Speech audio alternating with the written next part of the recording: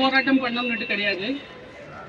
எந்த பெண்ணுக்கு ப்ராப்ளம் நடக்கிறதோ, செக்ஷுவல் ஒஃபென்ஸ் நடக்கிறதோ, அது உங்க தங்கையாவும் இருக்கலாம், பொண்ணாவும் இருக்கலாம், அம்மாவும் இருக்கலாம், மன்னியாவும் இருக்கலாம். ஸோ இது நினச்சிட்டு we have to fight, we all have to come together and I'm so glad.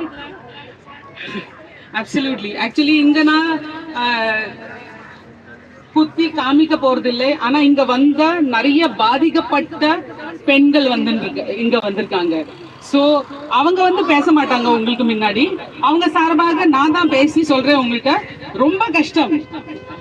ஏன்னா யாருக்கு இந்த மாதிரி கொடுமை நடக்கிறதோ மக்கள் அவங்களே தான் போட்டு புண்படுத்திருப்பாங்க. அவங்களோட கேள்வி கேட்பாங்க. நிறைய கேள்வி கேட்டுட்டு நீங்க மட்டும் இல்லை, மக்கள் மட்டும் இல்லை, சமுதாயம் மட்டும் இல்லை, போலீஸ்ல இருந்து எல்லாருமே இந்த மாதிரி ஒரு system it is so distorted.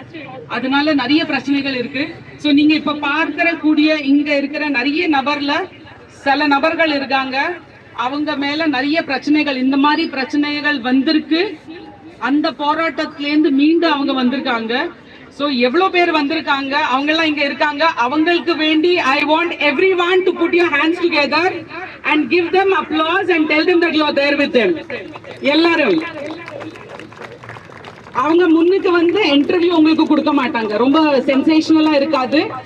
அதுக்கு பதிலா நான் சென்சேஷனலா நிறைய விஷயங்கள் பேசலாம். ஆனா இப்போ பேச விரும்பல. பிகாஸ் இது ஒரு சைலண்ட் விஜில். ப்ளீஸ் ரிமெம்பர், எல்லாரும் சேர்த்து தான் ஏதாவது பண்ண முடியும். தனிமரம் தோப்பாகாது. எல்லாரும் சேர்ந்து பண்ணாதான் everything can happen. Thank you very much.